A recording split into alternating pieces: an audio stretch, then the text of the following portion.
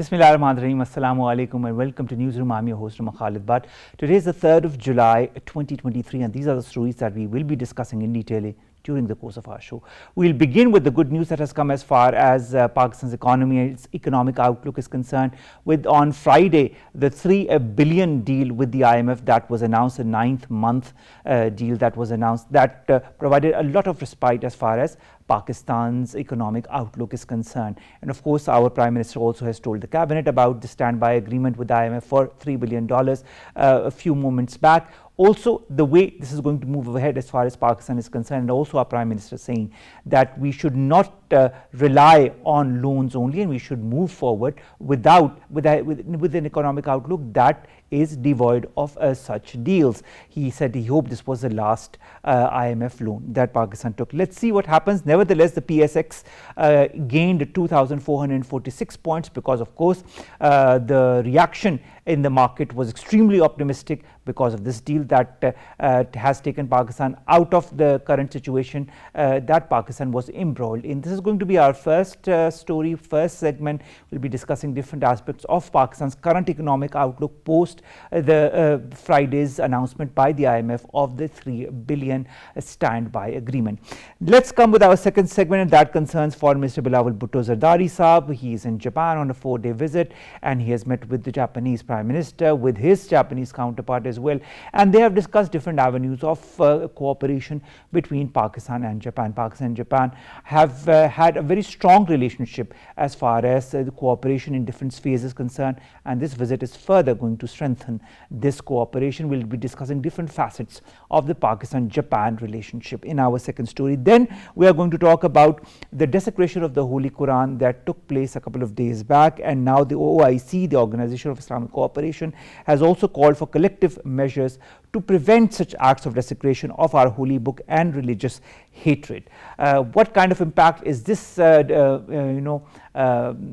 going to have as far as all those people who have been carrying on with the desecration of our holy book is concerned? Only time will tell. And finally, we'll be talking about an army major and a soldier who've been martyred in an exchange of fire with terrorists in the Kech district of Balochistan Sunday night. This was announced in a statement by the ISPR. 4 security personnel earlier also had been martyred in simultaneous attacks on 3 checkpoints in the Shirani district. The people are being apprehended, those behind such attacks, and of course our armed forces are extremely vigilant to prevent the spread of such attacks. This is going to be our last story. Let's begin with our first, and that concerns Pakistan's current economic outlook post the IMF standby agreement of $3 billion that spans over 9 months. Pakistan's economy has come out of the situation that was embroiled in since the last couple of months with this announcement. What more should we expect from the Pakistan's economic outlook now that the PSX has also increased by 2,446 points? More in the following report. Pakistan's economy has faced several challenges in recent times, including devastating floods last year and commodity price hikes following the war in Ukraine. Pakistan has witnessed a promising ray of hope after navigating challenging economic situation as the country secured critical $3 billion standby arrangement with IMF. The IMF noted that the parliament had approved the financial year 2024 budget in line with the goals of supporting fiscal sustainability and mobilizing revenue, which will enable great social and development spending. The landmark deal was made possible by a channel of communication opened up by Prime Minister Shehbaz Sharif with the Managing Director of IMF, Kristalina Georgieva. 3 phone calls and 3 personal meetings between the Managing Director and the Prime Minister are where the key breakthroughs were achieved. Staff-level agreement not only averted default but also gave a much-needed roadmap for an economy in severe distress. It also means chances of receiving additional funding from bilateral and multilateral sources have increased. The news comes as a major breakthrough for investors in stock market, such that Pakistan's stock market opened at all-time record high. Government's efforts to provide relief to masses are bringing momentous results as Pakistan's consumer price index-based inflation also witnessed a significant decline, clocking in at 29.4% on a year-on-year basis in June 2023. Agreement provides the country with a breathing room it desperately needs to frame key structural reforms to put the balance of payments on a more sustainable footing and assure economic revival. Ammar Habib, leading economist, joins us online. Ammar, thank you very much to have joined us. When you look since Friday of this standby agreement with the IMF that has been announced for $3 billion US, how important A was the timing of this agreement? B, how important is it for Pakistan for these 9 months for which the standby agreement has been finalized by the IMF? I think the timing was extremely critical and important, because if we wouldn't have gotten this arrangement, we would have been in a much more difficult position over the next few months. But this definitely provides a breather to our overall foreign exchange reserves and allows us to recuperate or essentially kickstart the economy again. So yes, this is a breather, and this will hopefully lead to some necessary structural reforms such that we do not have to go back to IMF for a serious program or for a major program again. Now, our Prime Minister says that this deal is a much needed breather, but insists that the nations are not built through loans and hopes that this might be the last time that we go to the IMF. What is your opinion on that? Will we continue to go to the IMF, or can we build an economic outlook for Pakistan through which we can avoid going to the IMF? We can certainly build an outlook such that we never have to go back to the IMF again. Many emerging market economies, many frontier economies have already done that. We need to develop a strong industrial export base. We need to develop a strong, let's say, robust agri sector. Once we're able to do that, or once we even transition towards that, we can build up an economy in a way that we do not have to take any loans to let's say, push the economy through. So I fully agree with the sentiments of the Prime Minister, and one hopes that necessary policy and infrastructure and investments are put into place such that we can create a strong industrialized nation that does not have to depend on external loans to push things through. Ammar, also the Pakistani rupee has strengthened by 5 rupees as compared to the US dollar. Also, we've had a tweet by Ishaq Dar Sahib in which she gives more details about the CPI inflation that has clocked in at 29%, 29.4% compared to 38% for May 2023. Do you feel these positive developments that are happening as far as Pakistan's stock market and Pakistan's economy are concerned will continue in the same vein? So the dollar, it was a bank holiday today, so we do not know the true value of the rupee against the dollar today. Tomorrow would give us a better idea of where the equilibrium rests. Regarding the inflation, 29% is still too high, but hopefully if there are no major adjustments that need to be done, particularly with reference to the IMF program, which also calls for increasing electricity prices and gas prices, if we can somehow spread those out, then we can see inflation dropping as well over the next few months. And finally, the equity markets, that is the KSE 100, demonstrated significant activity today, and that was largely due to increased confidence in the economy. So if things go well, if the government can demonstrate to the market that it's serious about reforms, it's serious about industrialization, then the market will continue to grow, because that's where the confidence really comes from. When you talk of reforms and industrialization and efforts in the right vein, how important has been the decisions taken under the current budget to go in that direction?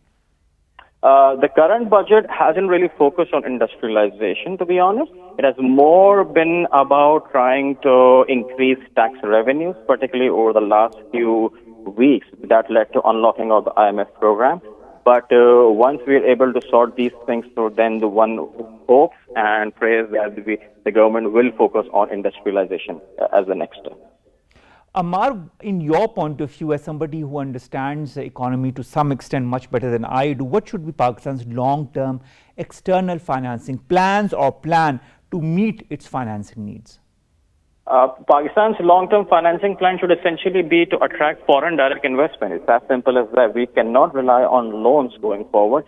We need more investment. We need to improve confidence of investors. We need to improve confidence of international and institutional investors out there who can essentially come and invest in Pakistan, and thereby through the funds raised, through those dollars raised, we can essentially pay off our earlier liabilities. So this should essentially be the plan, getting more foreign investment in place.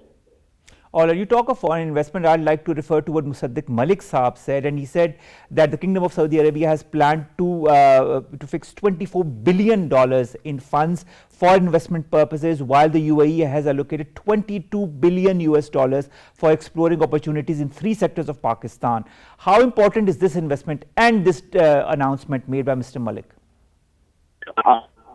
Good. Allocations are also cool, but what's really important is how much of that is actually materializes, and whether we are ready to accept that funding and have the right infrastructure and the right reforms and the laws and the regulations in place. Once that is done, the allocation can essentially materialize. So for now, it's the allocation. It provides some confidence to the economy, but this needs to materialize as well. All right, thank you so very much. Ammar, Habib, a leading economist, joining us, and of course discussing Pakistan's current economic outlook in the wake of the standby agreement with the IMF for $3 billion US spanning over 9 months that has been announced on a Friday, and of course the day that the previous EFF ended. We've now been joined by Dr. Ghulam Samad. He's an economist as well, a senior economist with the CAREC Institute at the Asian Development Bank. Dr. Saab, pleasure to have you here. And Dr. Saab, first of all, Pakistan has had a huge breather in the form of these $3 billion US standby agreement announced on Friday. What do you foresee as far as Pakistan's economy is concerned? Well, thank you so much, Bansab, for having me. I think the biggest positive or the good news is that I think it will bring the positive sentiments to the economy of Pakistan. In terms of, I would highly appreciate I would say now it's time to end the discussion of the default for at least 9 months. And that is one of the biggest kind of takeaway that I can take it from the top level agreement that has been announced. Secondly, I think the biggest good news for Pakistan is that I can see the rupee's stability. In recent past, we have seen that the fluctuation of the rupees with the dollar, that was, I think, enormous. So again, I can see a stability for the rupees in the market. And thirdly, of course, once we got this positive news, we got the business confidence that has been, I think, one of the positive development that I can also foresee for the national or domestic market as well. So, but overall, again, a positive development for the stabilities of the rupees, for the bringing in confidence into the markets. And I do hope that by prevailing of this confidence in the market, we can bring in also the foreign direct investment for at least for the next 9 months as well. So these are some of the positive challenges that I can see. And in terms of also, if I can see a little bit in terms of bringing in some more positive news that I think are related to the I would say definitely once the gap between the open market rates and the interbank rates are abridged, definitely the fluctuation that I mentioned earlier, but that will also attract the remittances by the legal channels. So that is also one of the positive development I can see. So overall, but again, a positive development for the economies. We have also seen the stock exchange appreciation. I think I'm hopeful for the next 9 months that will be positive news that will be prevailing in the markets. Now, in terms of gains on as far as PSX or the KSE 100 index is concerned, this is the highest in Pakistan's history. Then we've got the rupee that is stabilizing vis-a-vis the dollar. Is this a trend that is going to continue? Definitely, it will definitely continue. I think, as I mentioned, the most important thing for the stock exchange performance, that is the market sentiments. And what's up, I think we need to now realize the importance of the market sentiments. And that's the development of this standby agreements will definitely bring in more positive news to the markets. So I'm quite hopeful for the next 9 months that the positive development will prevail in terms of the performances, as I mentioned, for the stock exchange. It will also attract the domestic and the foreign direct investment. It will also channelize the dollar flow from the legal channel, and it will also abolish the gray market or the kind of parallel market that were developed along with the exchange official exchange rates. So definitely, once we get control of all those kind of bad news that were prevailing in the markets, I do hope for the next couple of months that the positive sentiments will prevail and will also impact the stock exchange, and it will also impact the domestic businesses. And I'm hopeful it will also attract the foreign direct investment as well. Now, Dr. Ghulam Samad, the fact also remains that there are certain sectors whose stocks have also increased post this announcement, including the automotive sector. Do you feel that there's going to be a positive surge as far as the stocks in Pakistan are concerned? But sir, if you recall, for the recent development about the large-scale manufacturing performance, that was unfortunately a kind of not in a good shape. I hope now by having this standby agreement, and also if you can recall the recent development by lifting the import restrictions, that is also bringing in the good development for the large-scale manufacturing industries as well. So I'm quite hopeful now with the realization of the current government that how they are basically giving importance to the large-scale manufacturing industries. So that is again a positive development. I can see now the auto industry and also the attached allied industries. I can see a lot of positive developments that are definitely attached. Again, I'm relating it to the market sentiments. I'm quite sure now the positive sentiments will remain in Pakistan, and that will, of course, bring in positive news or good news for the large-scale manufacturing and also for the allied industries. That is, again, one of the important industries of Pakistan. All right, Dr. Saab, also I'd like to refer to a statement made by Mr. Ehsan Iqbal in which he said that this signing of the staff level agreement with the IMF was a great success of the government policy and the measures taken by the current government. What's your point of view on this? Definitely, if you can recall the kind of engagement of the government with the IMF, that is again one of the main concerns that everyone can see how much serious the government is looking forward for the engagement with the IMF.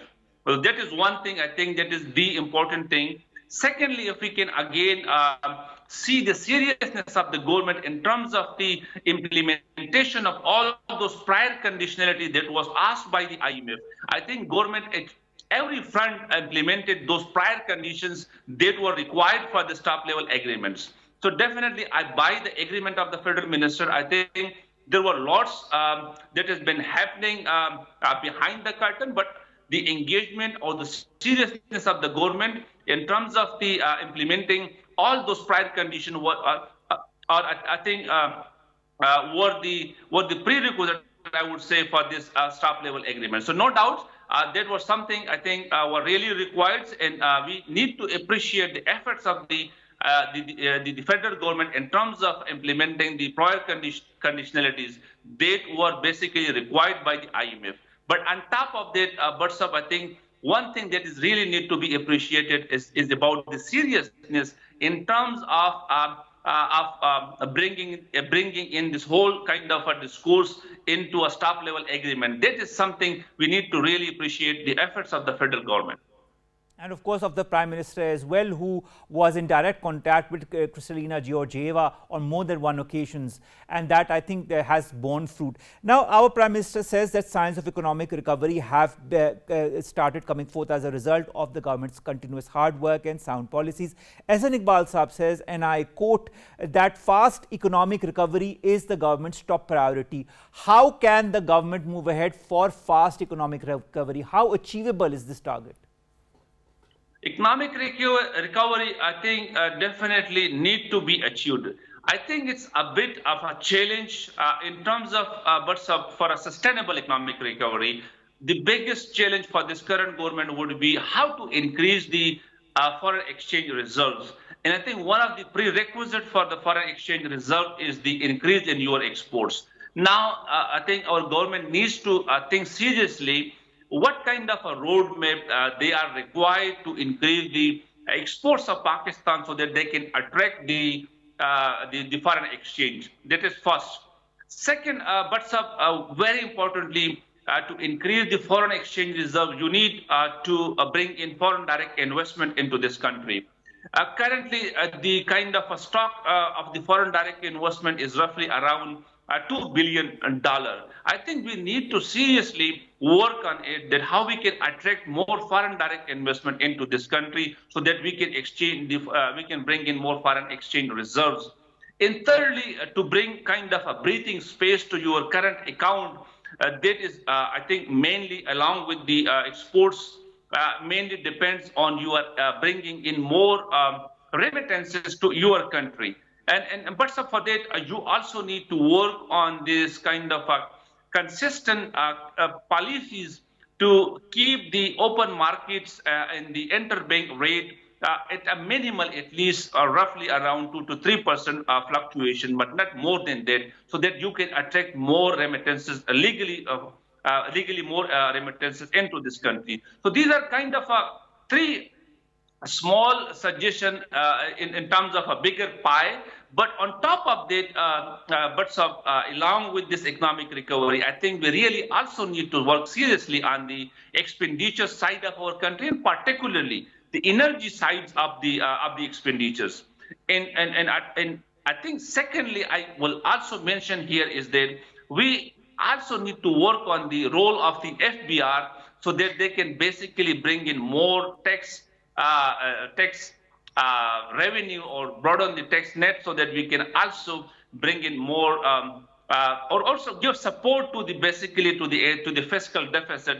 Otherwise, we will be kind of in a challenging situation always. So bringing in more kind of a revenue from taxation, reducing the expenditure side, and you need to work more on your export side so that you can attract the foreign exchange for the economic recovery. These are some of the basic prerequisites I would suggest now. All right. All right. Finally, Dr. Saab, I'd like a short answer to this question, to my final question to you. Our Prime Minister has thanked many countries, including China, the Kingdom of Saudi Arabia, the UAE.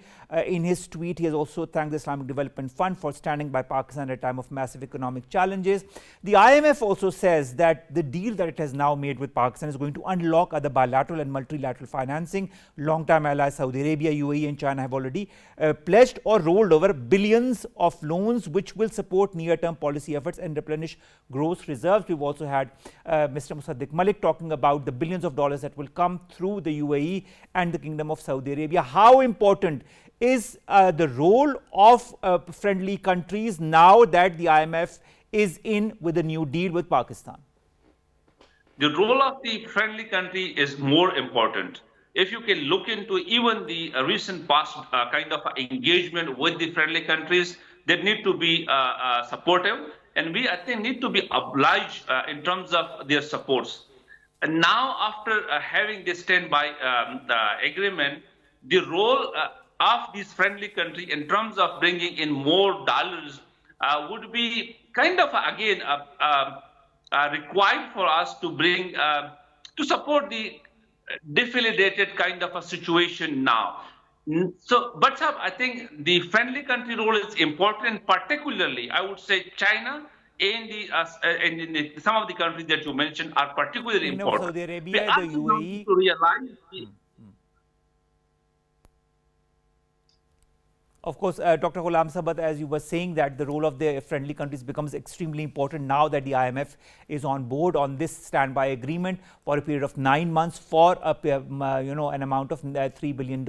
And as per the IMF statement itself, that says that it's going to unlock other bilateral and multilateral financing. Musaddiq Malik Saab has also said that the King of Saudi Arabia is planning to fix $24 billion, the UAE $22 billion of funds for exploring opportunities in 3 different sectors of Pakistan. So let's hope for the very best, and let's hope that now Pakistan moves on a positive upward tangent as far as its economic outlook is concerned. Dr. Ghulam Sabat, thank you very much to have joined us, to have talked to us about Pakistan's economic outlook in the wake of this standby agreement with the IMF for $3 billion spanning over 9 months that has been announced by the IMF on Friday. Let's come to our second segment, and that concerns Foreign Minister Bilawal Bhutto Zardari Sahab, who's on a 4-day official visit to the Kingdom of Japan, wherein he has met with his counterpart. He has also met with the Japanese Prime Minister. He has also said that both the countries, that is Pakistan and Japan, have the potential to increase bilateral trade in diverse sectors for mutual benefit,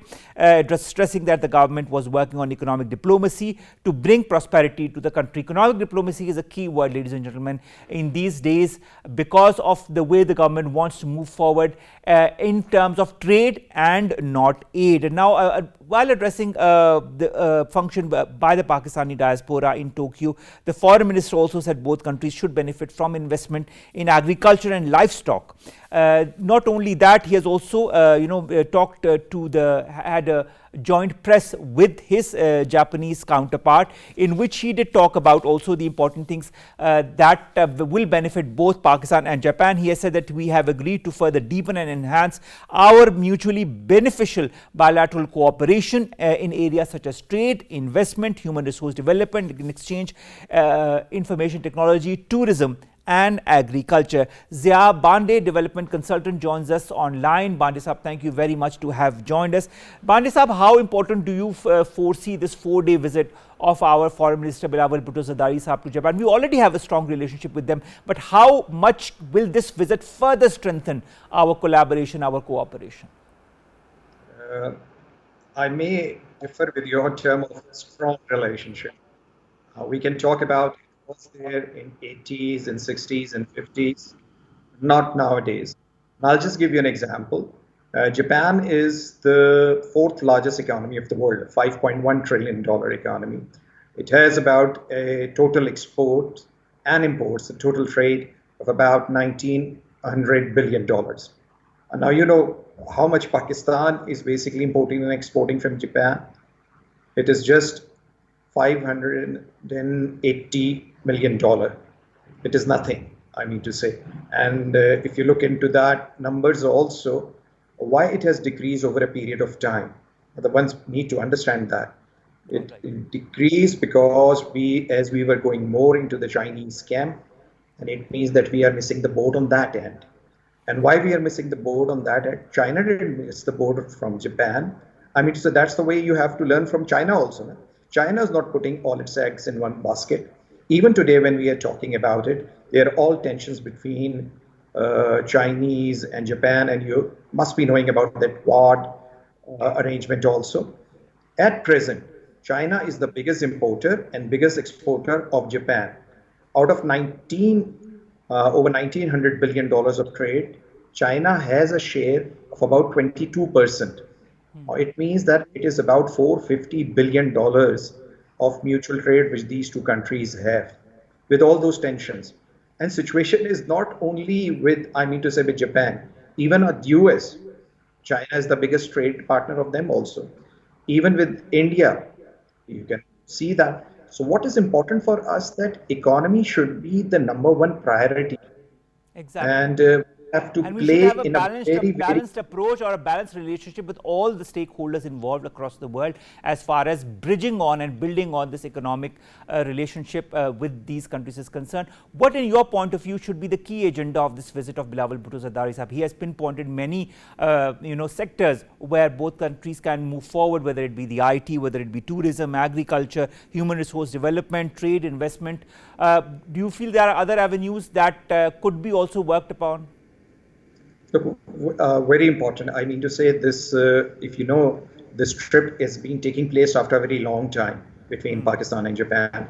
And we should appreciate the efforts of Mr. Bilawal Bhutto, which he is making in order to revive these old relationship with Japan. But you know, a situation doesn't change like that. What is important for us to understand? I was just reading it, going through the newspaper before, I mean to say, just coming onto your program, and I was just trying to work out that who are the big Japanese businessmen or corporate executives who have met the foreign minister. Actually, that is the key which you need to understand. For us, what is important? Who are the big players in Japan? I mean, to the Soshas, meeting with representatives of JICA as well. That was also very important. No, JICA is not a main player if you look at the foreign investment that Japanese are doing. Now, if Japan is investing $42 billion in next 5 years in India, they are laying down the bullet train between Mumbai and Ahmedabad. So it is not banned by JICA. I mean to say there are other players in Japan which are more important to understand. If I'm more happy that if somebody is coming from Panasonic, from Sony, I mean from Mitsubishi, from Toyota, I mean to say these are the players who are investing worldwide also. Understood. They are the face of Japan, corporate Japan, the Japan Inc. That's what we need to understand. It is the fourth largest economy in the world. Now it means that any country, for that matter, cannot ignore it. Cannot ignore Japan from that matter. I mean to say Japan, India, China cannot ignore it. So how can we ignore it? But unfortunately, we have ignored it. Now, whatever areas you are talking about, I'm not discounting that those areas are not important. But important point of this, even our people who are living in Japan, I mean to say in terms of remittances, they stand nowhere. I mean to say how much remittances are coming from Japan to Pakistan. So it means that our people are not high there in But maybe Japan also, the people maybe there. Banday sahab, we could build upon that through human resource development in the sectors that Japan needs as far as Pakistan is concerned. Maybe the IT sector could be one very important sector where Pakistan could provide the human resource, and with the amount of youth that is present in Pakistan that is skilled, maybe that could provide a good avenue. What's your take on that? I mean to say, look, a lot of homework has to be done by the embassy in Japan, the Pakistani embassy. They have an important role on that, and also that they have to create that economic linkages where our people can go there in Japan. You have to understand, without that, good wishes are just being horses. I mean to say, good wishes doesn't take you much away. For us, you have to understand the dynamics of Japan. As you have rightly pointed out, Japan has its own demographics problems which they are facing. Obviously, they need people, but what sort of a people they need? They need skilled people, they need people in the healthcare side. Are we more trained than the Filipinos nurses which are going and working there, or people from India or from Bangladesh? I mean, you need to understand that where you place, what is your competition. But it is not only when you're talking about the standalone basis. Banday sahab, looking at this important visit, at the end of the day, don't you feel it's an important step in the right direction? You yourself talked about the lull as far as building on the relationship with Japan is concerned. Don't you feel this is a right step in the right direction at the right time? Absolutely. When Pakistan needs Absolutely. more and more stronger relationships with important stakeholders across the world? Absolutely. There is nothing second to talk about it. This is an important visit, but it's not the only visit which you require. You require follow-ups. Mr. Bilawal will go and open up some windows. Who is going to pursue them? He's not going to do that. And we are going to see the result in next 4 to 5 months. That if nothing happened, then you have so many other visits also which has been done. Look, one man doesn't make all the difference. It's the whole team which makes a difference. Of course. It's the whole infrastructure which you have to lay down so that you can work out with that. Unfortunately, as of today, if we am talking in material terms, because I'm a development economist, so I look at numbers. I don't look only on the press conferences, on the press statements. Numbers, we are not high at priority for Japan, to be very frank with you. So what is important? We have to build up again. We have already missed the boat. In the last 20 and so years, you are not seeing a lot of flow from Japan coming into Pakistan, because what exactly every second day, if we are talking that China is the only thing which is, China is not Asia. Asia is a much bigger area. We have Korea, we have Japan, we have Indonesia, and so many other countries. Why we are leaving them? This is the Asian century. You know that this is an Asian century. Exactly. And all And these that countries. is why now the government is building on the relationship with countries that it has not had maybe as strong or as strong economically a relationship in the past. And I think this is a step in the right direction. As you said, we will all be looking at the follow-up visits or the follow-up decisions that will be taken in the next few months. And all eyes will be, of course, on those. But an important avenue has been opened, a door has been opened. And now it's up to the follow-ups and how Pakistan and Pakistan's different ministries take that opportunity to move forward and strengthen that relationship so that we can get more and more revenue maybe from Japan one way or the other, or have other avenues that could further open Pakistan's economic outlook or strengthen Pakistan's outlook. Look, things are not that simple. When you are calculating, I understand. I so totally understand. if I'm a Japanese, just imagine, put yourself in a Japanese shoes. Okay, you don't have one option; you have multiple options to Yes. work around. Yes.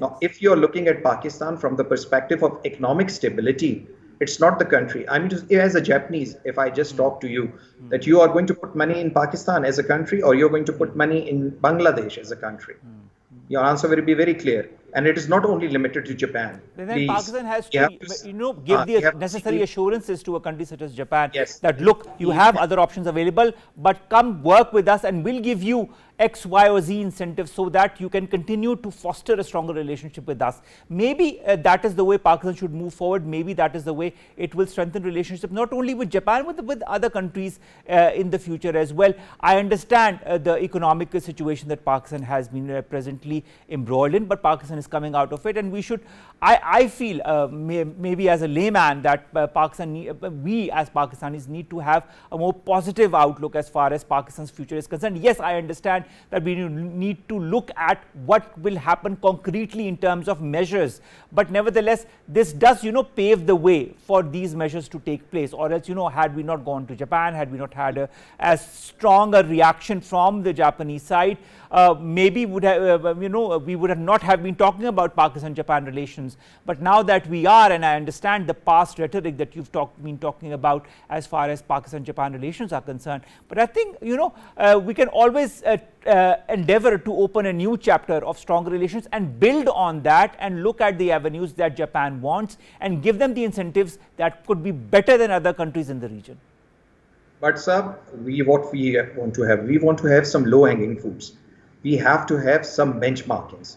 As I am telling you that if I am exporting only $176 million worth of goods to Japan, then I have to basically calculate it that what will be target for the next quarter. I mean to say this visit will only be successful if you are going to raise about 20 to 25% in your exports. That should be the target. How you're going to evaluate it? You're not going to evaluate it on the basis of press statements only. What you're going to evaluate it, how solid it is converted into dollars coming from Japan. That is what is important. Right now, what we have with Japan, it's more of a matronage sort of a relationship, which they are investing through ADB, Asian Development Bank, or through JICA and all those places. A very few amount which is coming here in Pakistan. The biggest investor Japan is right now is in India. I mean, where they are investing all the money because they know they have got good ROI also. Do we have a good ROI? I mean to say, if I am selling Japanese at 22% interest rate against Indian 6.5 and Bangladesh 6%, what sort of an ROI am offering to a Japanese investors? We have to open our eyes that how we are going to work out. So what is important for us right now, that if our currency is devalued, we can have some potential in it. I mean to say in fruits and vegetables. If we can do that, if we can fulfill the quarantine requirements of Japanese, which are very stringent, it's not that easy to export there like that. If we can do that, we can do some, I mean to say, low skill labor force. If we can work out that, you have to get numbers from the government. Ask the government, okay, these are the numbers right now. What are the numbers due to your visit is going to improve? You go step by step. Everybody has good intentions. Who else doesn't have good intentions? I also want my country to progress. I also want my country to be a part of the international community. I also want to be my country to have respect and honor around the world. That's our wishes. I mean to say, nobody's stopping you from that. But to work towards that end, you have to be very practical. You have to be very practical. How countries I'll take you on that. You say we need to be very practical. You say that things have to go step by step. You talk of opening the ROIs. You talk about low skill labor. You talk about exporting fruits and vegetables on the stringent conditions that Japan has imposed. As a development economist, putting yourself in the shoes of any important person in Pakistan, what would be the major decisions that you would take following this visit in order to open up avenues for Pakistan in the Japanese market? Simple as that. I mean to say the government has to work in tandem with the business community in Pakistan. those business community which are already engaged with Japanese. There are not many people who are working here. I mean to say, you don't have a paucity of people who understand Japan and who are working already with Japan. I mean to say, I was just looking for people that our foreign minister is going after such a long time. He should be accompanied by some business people who were engaged. I mean to say, it must be Pakistan, Japan, Chamber of Commerce sort of a thing, something like that sort. Some people from there should be there. Actually, they are the people who can pursue things after on. They can go for the follow-up because their interests lie over there. Unfortunately, our bureaucrats, if you are talking about that, either they're diplomats or that, I'm not blaming them, but their profession is like that we don't find a lot of, I mean to say, impetus coming from their end. So what is important, if I want to put, I mean to say, just look at the recent US visit of Mr. Modi out there. He was accompanied by a large contingent of businessmen along with him. That is what is important, that you have those businessmen so that you can have some MOU signed over there. Small one, just for optics even, at least that's open up that, okay, this visit is something which is important because you have some private sector accompanying you. So that's, I mean to say, I don't understand this point that if our foreign ministries are going there and having just a photo shoots out there, that doesn't make much of a difference. Well, that's not just photo shoots. I would kind of tend to disagree with you on that. There have been talks on different bond issues that have been highlighted during the joint presser, or else they wouldn't have made a joint presser, would they have, and not highlighted the points that they talked about, whether it be the IT or whether it be human resource or whether it be agriculture, whether it be trade, whether it be investment. If some kind of discussion was not made before that joint presser. So, I mean, I understand where you're coming from, but I'd also like to add to that you know, the visit is you know, a step in the right direction, and I hope it is followed by more such steps, and you know, we'll be looking forward to the next months as far as Pakistan-Japan relations are concerned, as to what kind of follow-ups are made, obviously.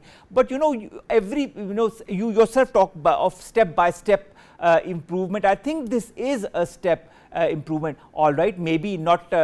You made the remark of the visit to Modi to the US, but you know, maybe the next visit is going to be more resourceful as far as bridging on the first visit by Bilawal Bhutto Zardari is concerned. So we look forward to that. Thank you very much, Zia Banday Saab, development economist and consultant, talking to us about the relations between Pakistan and Japan in the context of this 4-day official visit of Mr. Bilawal Bhutto Zardari. Let's come to our last two segments. The first concerns the OIC calling for measures to prevent the Holy Quran desecration. Now, this group of 57 Islamic countries had an urgent meeting in Jeddah. It called for the implementation of international law to stop the despicable acts of the burning of the Holy Quran. The Secretary General of the OIC said that we must send constant reminders to the international community that regards the urgent application of international law. Pakistan's ambassador to the OIC, Mr. Fawad Sher, also participated in the meeting and reaffirmed Pakistan's resolute condemnation of the globally ascendant wave of Islamophobia. Now, you know, this has happened this latest incident happened because there was an Iraqi who was in Sweden, and then he burnt the pages of our holy book. And this is not the first time that we are hearing of expressions of racism, xenophobia or related intolerance. Earlier this year also, Paludan, the leader of Denmark's far-right party, Stram Kruis, had also burnt a copy of the Holy Quran in front of a mosque in Denmark. He had also committed a similar act on the 21st of January when he set a copy of the Holy Quran on fire. Not the first time such incidents are happening, but the actions need to be more stringent. Although Sweden has had an official reaction to that, in which it has highly condemned this incident, but of course it also talks about the freedom of expression, of freedom of religion, but there should be some kind of a limit as far as that freedom is concerned. Finally, let's come to now the Quetta. We've been hearing of different incidents happening in Balochistan. In the latest incident, an army major and a soldier were martyred in exchange of fire in the Kech district of Balochistan on Sunday night. This was given in a statement by the ISPR. It occurred hours after the martyrdom of 4 other security personnel in simultaneous attacks on 3 checkpoints in the Sherani districts. Now, these attacks have been happening since quite some time, and we have been highlighting that in the past as well. But what we also need to highlight is the resolute response by our armed forces.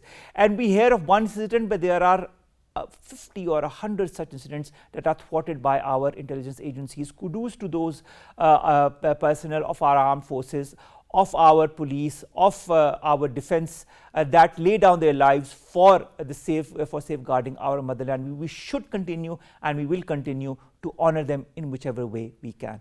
With that, we come to an end of today's news. We'll see you inshallah tomorrow with news story segments that pertain to us, you and Pakistan. Allah Hafiz.